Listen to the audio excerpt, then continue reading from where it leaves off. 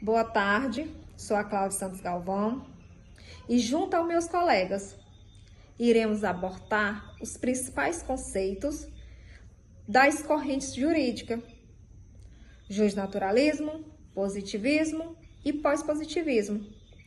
Somos universitários no curso de Direito do Centro Universitário Unibalsas. Temos como colaboradores Maria Eduarda Borges Silva, Jefferson Macedo dos Reis, José Miguel Pereira Ribeiro e Carlos da Silva Cardoso. A apresentação será dividida da seguinte forma: o colaborador, José Miguel, iniciará tratando do justnaturalismo, explicando sua origem, fundamentos e influência no direito. Em seguida, a senhorita Maria Eduarda falará sobre o positivismo, destacando seus princípios, pensadores e a importância da norma escrita. Posteriormente, o senhor Carlos abordará o pós-positivismo, enfatizando a harmonização entre a lei e os princípios fundamentais. E por fim, o senhor Jefferson atuará como debatedor, enriquecendo a discussão e reflexões críticas e comentários sobre o tema apresentado. Com essa abordagem, esperamos oferecer uma visão ampla e reflexiva sobre esses importantes correntes do pensamento jurídico.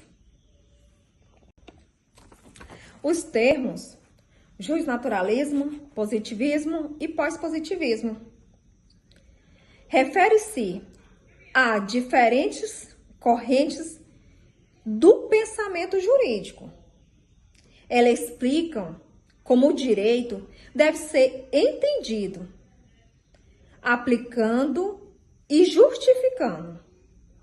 Assim, a evolução dessas correntes jurídicas reflete o próprio desenvolvimento da sociedade, que caminha para um sistema jurídico que não apenas regulam a convivência, mas também promove valores essenciais para uma vida digna e justa.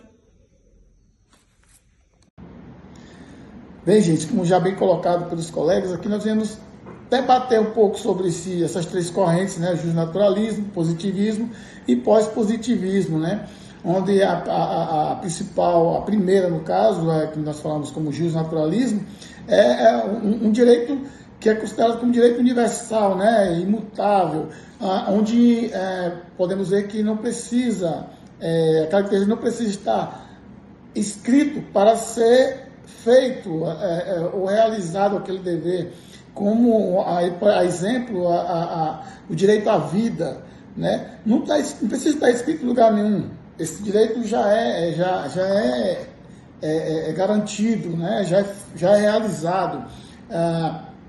E o pós-positivismo não. O pós-positivismo ele se restringe ao que está escrito, ao que está positivado, na verdade.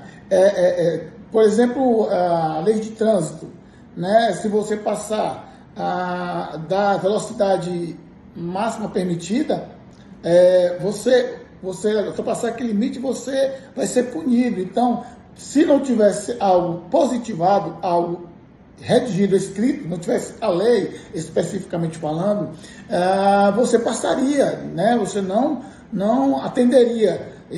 Aí onde está a dicotomia, a diferença entre as duas correntes, né? Aí, logo após essa também, somando-se, porque tanto o justnaturalismo, o positivismo, como o pós-positivismo, elas meio que não separam-se totalmente uma da outra corrente, mas é como se somasse uma da outra até chegar ao positivismo, que é um direito mais amplo, né? O pós-positivismo, corrigindo-me, que é um direito mais amplo, é um direito onde está interpretado como de acordo com a dignidade da pessoa humana, né? Você está garantido ali o seu direito, onde, por exemplo, você pode, dentro do local de trabalho, se você receber alguma agressão racial, preconceito racial, o juiz vai ver dentro desse contexto, dentro dessa corrente pós-positivista, vários conceitos, vários, como é que eu posso dizer, várias atribuições que podem ser penalizadas por essa agressão, por esse preconceito que está garantido tanto o âmbito do local, a forma que foi feita a agressão, o contexto de toda aquela agressão. E quanto no positivismo, se fosse no positivismo, era lei, friamente o que estava colocado na lei ia ser feito. E já no pós-positivismo ainda existe essa questão de olhar a questão moral, questão ética, né? Diferente do positivismo. Isso é no pós-positivismo. A questão ética, moral vão ser levadas em conta, né? E é isso, gente. Essas três correntes que ainda não são fechadas, ainda podem vir outras correntes, porque de acordo com a evolução da sociedade, as correntes do direito vão acompanhando, né? A gente pode observar isso, porque o naturalismo, que já vem lá desde biblicamente falando, até chegar então o iluminismo com o positivismo, e agora hoje, nos dias atuais, o pós-positivismo. Essas correntes, elas se moldam de acordo com a evolução social. Então, eu te agradeço a participação e desejo uma boa noite a todos. Olá, tudo bem? Meu nome é José Miguel, sou acadêmico do curso de Direito, ofertado pela Unibalsas, Universidade de Balsas, e irei apresentar nesse podcast o conceito e os princípios do justnaturalismo. Tá? Então vamos lá. O justnaturalismo, ele é uma corrente de pensamento que defende a existência de um direito natural, que é superior ao direito positivo, ou seja, ao direito criado pelo Estado. Temos os princípios que regem o justnaturalismo, que são: o direito natural, ele é a base do poder do Estado. O direito natural independe da vontade humana, ou seja, não depende da vontade humana. O direito natural é superior ao direito positivo. O direito natural é fundado na lei natural e não na lei humana. As leis humanas, elas devem estar em conformidade com os direitos naturais. Então, as leis humanas, de acordo com o justnaturalismo, elas devem estar em conformidade com os direitos naturais. E dentro do justnaturalismo, qualquer legislação que violem os direitos naturais, ela é tida como ilegítima. Então, vai contra os princípios dos direitos naturais, é considerado ilegítima essa legislação. Então, esse daí é os princípios do justnaturalismo.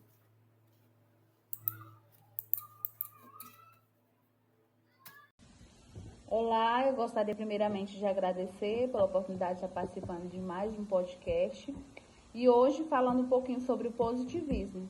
Positivismo, que é essa corrente filosófica que defende a ciência como a única fonte de conhecimento verdadeiro. O positivismo também valoriza a ordem e o progresso. Os princípios do positivismo são que o conhecimento científico é único e verdadeiro, como eu acabei de falar, que as crenças religiosas elas não são válidas, que o progresso ele deve ser reforçado e que a humanidade ela tende a progredir constantemente. O positivismo no Brasil influenciou a Primeira República, lá no ano de 1889. O lema Ordem e Progresso, que é estampado na nossa bandeira brasileira, é inspirado no positivismo. O hino à bandeira é a própria bandeira nacional, e a própria bandeira nacional tem elementos característicos do positivismo. O primeiro presidente do Brasil, que foi o Marechal Deodoro da Fonseca, tinha fortes inspirações positivistas. Reflexo disso é na nossa bandeira, né, que é estampada a Ordem e Progresso, que já veio dessa questão positivista da época. Contudo, o positivismo defendia que apenas conhecimentos científicos eram verdadeiros. Para a linha de pensamento, as crenças religiosas não eram válidas e o estilo tinha duas linhas de pensamentos principais, sendo elas a orientação científica e a orientação psicológica. Ou seja, o positivismo ele marcou muito, principalmente no Brasil, trazendo essa ramificação do iluminismo e trazendo a ideia de ordem e progresso. Influenciou muito na época da República, lá em 1889, e traz algumas influências até hoje. Poucas influências, mas traz algumas daquela época, principalmente na nossa bandeira, onde é estampado a frase ordem e progresso, que também vem daquela parte, daquela época onde o positivismo tinha fortes influências. Fala pessoal, vim falar sobre o pós-positivismo, tá? Que a diferença entre princípios e regras, tá? O pós-positivismo ele ganhou força com o surgimento do Estado Constitucional de Direito, né? Destacando a importância dos princípios jurídicos. É isso mesmo. Com isso, os juízes interpretam e aplicam as leis, tá? O direito, é isso? As regras, um exemplo, as regras são normas objetivas e específicas, tá? Um exemplo que eu vou dar aqui é uma velocidade determinada em uma certa via pelo Estado. Então ali é uma regra que ela é específica e objetiva, né? Ela é precisa e definida, porque é uma regra que se aplica ali naquele momento, naquela via, certo? Já os princípios, eles são diferentes das regras. Os princípios não se aplicam de forma automática como as regras, certo?